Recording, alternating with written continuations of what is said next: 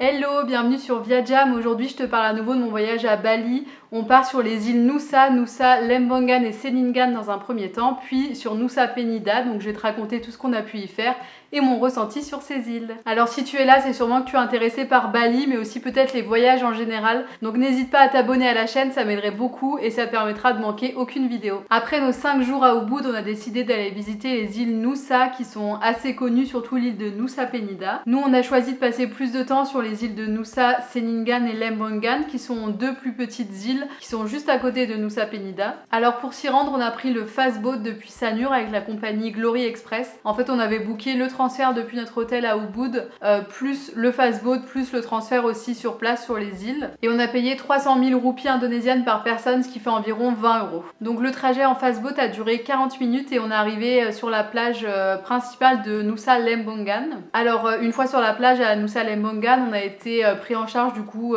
par des personnes envoyées par notre hôtel avec une petite camionnette qui nous a permis d'aller jusqu'au Yellow Bridge qui sépare les deux îles. Ensuite on a juste dû traverser le Yellow Bridge à pied avec les bagages etc, avec les personnes de l'hôtel qui nous ont rejoints à ce moment là et qui nous suivaient du coup après en scooter jusqu'à l'hôtel. Et nous du coup on a bien repris une autre camionnette entre temps qui nous attendait de l'autre côté puisque le Yellow Bridge il est seulement accessible aux piétons et aux scooters. Alors donc sur l'île de Nusa Seningan on était à l'hôtel Nusa Veranda Sunset Villa qui est un petit hôtel tenu par une famille vraiment adorable. Donc c'est un hôtel vraiment à taille humaine avec quelques petites villas indépendantes et avec une piscine partagée avec tous qui a une vue magnifique sur le lagon en fait où il y a toutes les cultures d'algues entre Nusa Seningan et Nusa Lembongan. Alors on a payé 129 € pour les 3 nuits, ce qui nous fait environ 43 € par nuit. Alors le premier jour on est arrivé vers 16h30, 17h je dirais à l'hôtel, donc on n'est pas sorti ailleurs qu'à l'hôtel, on s'est tranquillement posé dans notre chambre, on a pris une bonne douche et on a profité une première fois de la piscine du coup pour regarder le coucher de soleil, même si on n'en a pas eu vraiment de très beau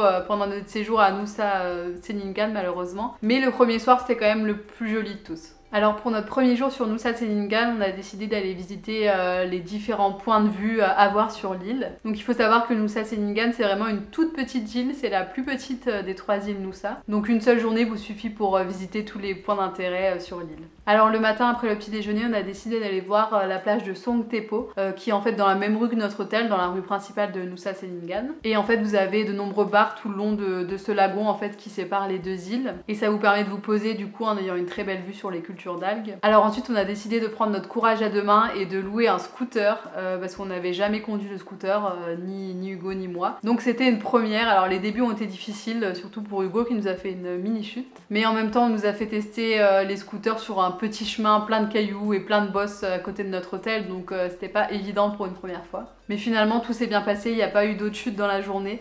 Donc on a pu aller visiter quelques lieux et se promener sur l'île de Nusa Seningan. Alors cette location de scooter elle nous a coûté 70 000 roupies indonésiennes, ce qui fait environ 4,70 € pour la journée pour une personne. Alors on est parti en scooter direction le Blue Lagoon qui était à environ 5-10 minutes en scooter de notre hôtel. Mais sur le chemin on est tombé sur un spot qui porte bien son nom puisque c'est le Secret Point. En fait on s'est arrêté 2 secondes pour regarder le GPS parce qu'on n'était pas sûr de notre chemin vers le Blue Lagoon. Et en fait sur le côté j'ai vu qu'il y avait une magnifique vue et en fait on s'est rendu compte qu'il y avait carrément une plage en fait, donc c'est Secret Point. C'est une très belle plage, en plus c'était marée haute donc on pouvait se baigner etc. Donc on a profité un peu de la plage malgré qu'il faisait chaud pour aller un peu dans l'eau, prendre des photos etc. Donc on a vraiment pris le temps de profiter de cette plage qui était quasi déserte, il y avait juste une seule personne avec nous au bout de la plage donc c'était vraiment magnifique. Et ensuite du coup on s'est quand même rendu vers le Blue Lagoon, donc le Blue Lagoon c'est vraiment magnifique. Alors après il faut savoir que autour tout est aménagé, il y a pas mal de restaurants, il y a même une piscine en fait qui appartient à un hôtel qui est un peu plus haut. En tout cas nous on en a profité pour se poser à un des restaurants qui était là, vous avez des terrasses magnifiques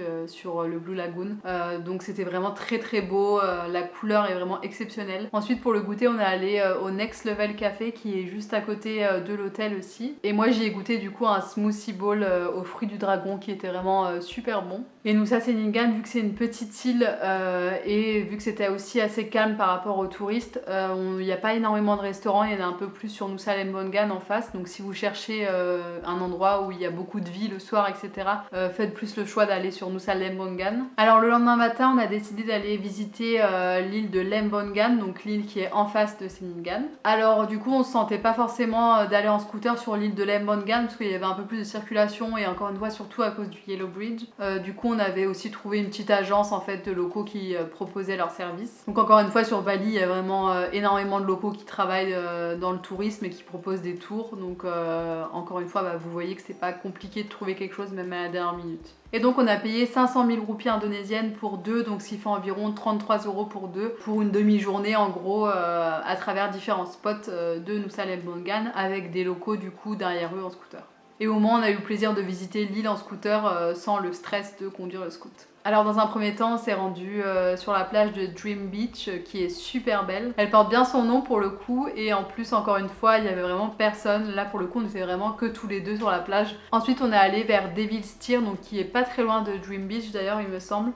Donc c'est un endroit en fait en bout de l'île où vous avez énormément de gros rochers qui font que les vagues s'éclatent dans ces rochers, donc c'est vraiment magnifique à voir. Donc on s'est rendu vers une des extrémités de l'île pour aller voir les mangroves qui sont vraiment magnifiques. Et sur le chemin des mangroves, on s'est arrêté sur la plage de Pasir Putih. Alors je suis pas sûre que ce soit son nom, il me semble que ce nom là c'est aussi le nom d'un hôtel qui est le long de cette plage. Donc c'est une très belle plage de sable blanc, vraiment une très grande étendue. Et ensuite donc on s'est rendu dans les mangroves et pour aller aux mangroves vous avez une petite route en fait qui longe la plage, donc c'est vraiment très très beau. Et donc vous avez plusieurs personnes sur place qui peuvent vous faire découvrir les mangroves. Nous on est allé avec une personne du coup que connaissait les deux guides avec qui on était. Et donc ces mangroves elles sont donc au bord de l'océan, donc c'est magnifique, vous sortez à la fin dans l'océan en fait et la couleur de l'eau est vraiment cristalline, c'est vraiment très très joli.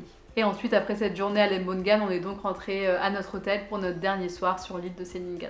Alors le lendemain, du coup, on est parti direction Nusa Penida. Alors une des personnes qui travaille à l'hôtel nous a gentiment amené un par un en scoot avec nos sacs à dos du coup jusqu'au Yellow Bridge. Vous n'avez pas besoin de réserver de ticket en avance, vous avez en fait un bateau public qui est à 50 000 roupies par personne, donc ce qui fait environ 3 €. Donc là c'est des tout petits bateaux, donc c'était vraiment très calme la traversée. Ça met environ 15-20 minutes, c'est vraiment très court. À Nusa Penida, vous arrivez au port de Toyapake. Alors nous, on avait décidé de passer seulement une nuit sur Nusa Penida, donc c'est pour ça qu'on a booké un tour avec notre hôtel directement, qui nous a permis de visiter différents lieux de l'île, plutôt sur la partie ouest de l'île. Alors notre hôtel, c'était le Penida Bamboo Green Suite, et ils en ont un autre aussi sur l'île de Nusa Penida, il me semble, et le nom est presque identique. Alors c'est un hôtel avec environ 7-8 villas tout en bambou, et là, toute cet hôtel aussi, c'est qu'il est en hauteur, du coup vous avez une vue magnifique sur le mont Agung qui est juste en face sur l'île de Bali. Mais à part ça, je recommande pas forcément cet hôtel parce que c'est un hôtel assez récent mais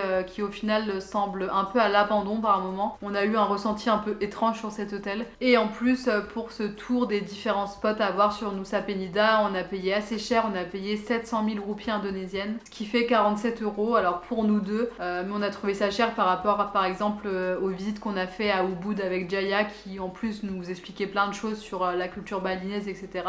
Alors que là on avait quelques petits mots sur les lieux mais vraiment très peu. Donc je pense qu'on aurait pu trouver moins cher avec quelqu'un d'autre, mais encore une fois vu qu'on n'y allait qu'une nuit, en fait on a choisi la simplicité. N'hésitez pas à essayer de trouver un prix un peu plus bas ou alors à faire vous-même en scooter, mais à savoir que les routes de Nusa Penida sont un peu moins bien entretenues qu'ailleurs et sont surtout pleines de grandes montées, grandes descentes, donc peut-être pas très évident si vous n'êtes pas très à l'aise en scooter. Donc pour les lieux, on a commencé par la plage de Keling Beach qui est la plage très connue qu'on voit sur Insta depuis quelques années maintenant. Donc voilà, c'est quand même un lieu à voir sur Nusa Penida, c'est vrai que c'est très très beau.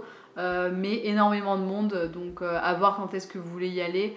J'ai lu que peut-être qu'en fin d'après-midi apparemment il y a un petit peu moins de monde parce que justement il y a beaucoup de gens comme nous qui font des tours à la journée et qui viennent le matin, donc peut-être essayer en fin d'après-midi plutôt. Donc on est resté je dirais une vingtaine de minutes à profiter de la vue, etc. à différents endroits sur la crête. On n'est pas descendu sur la plage, hein, on n'avait pas prévu de le faire, c'est très très sportif pour le faire, donc si vous êtes courageux allez-y, mais en tout cas nous on a décidé de profiter de la vue d'en haut. Et faites attention encore une fois aux singes parce que sur place il y a beaucoup de singes qui sont tout le long en fait, donc faites attention à vos téléphones portables quand vous photographiez cette belle vue. Alors ensuite nos guides du coup de l'hôtel nous ont conseillé un autre lieu qui était juste en face, donc cet endroit là c'est de l'autre côté de la falaise, donc c'est Paluang Cliff, mais du coup c'était sympa parce qu'il y avait beaucoup moins de monde, on était même pas une dizaine je pense sur place. Alors encore une fois c'est très touristique Nusa Penida, donc ce lieu est aménagé aussi pour les touristes, vous avez une petite échoppe et vous avez surtout un petit montant à payer en roupies, je sais plus du tout combien c'était, mais mais c'était pas très cher, mais du coup vous avez besoin de payer un petit peu pour prendre vos photos. Alors ensuite on est parti direction d'autres points de vue hyper connus de Nusa Penida, qui sont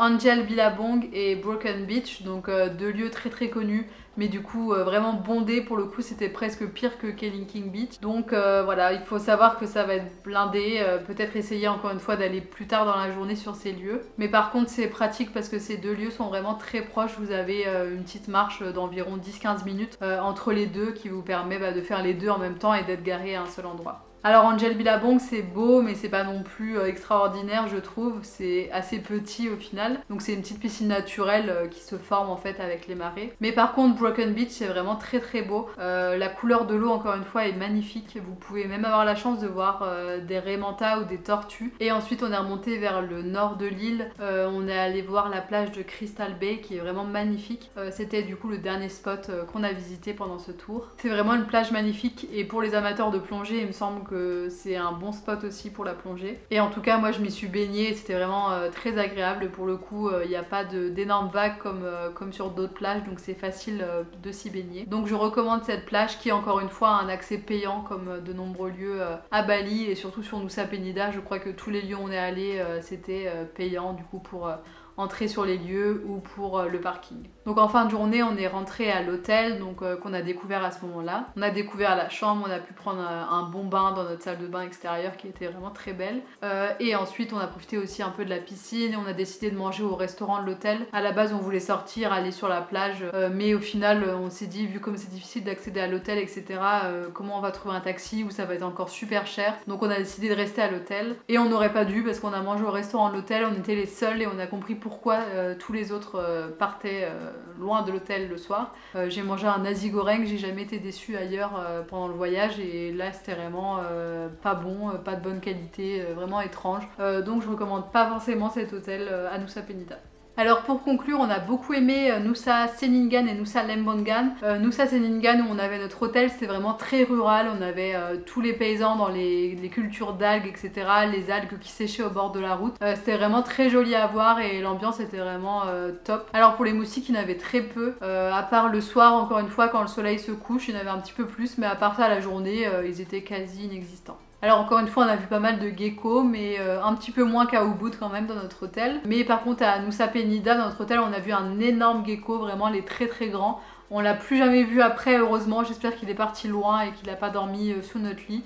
Donc c'était un peu angoissant d'en voir un aussi gros. Donc à savoir qu'il y a peut-être des plus grosse bestiole à Penida visiblement. Alors Nusa Penida du coup les paysages sont vraiment incroyables, mais pour le coup nous on n'a pas eu le coup de cœur. Encore une fois peut-être parce qu'on n'était pas dans les bonnes conditions aussi, notre hôtel nous a plu qu'à moitié, il y avait une ambiance un peu étrange. On n'est pas resté longtemps aussi donc on n'a pas pu vraiment profiter de tout ce que peut offrir Nusa Penida. Donc encore une fois c'est juste un avis subjectif, peut-être que vous ce sera votre endroit préféré à Bali. Et voilà pour cette vidéo, j'espère qu'elle t'a plu et qu'elle a pu t'aider si tu avais des questions, des doutes sur ton séjour à Bali, sur les îles Nusa.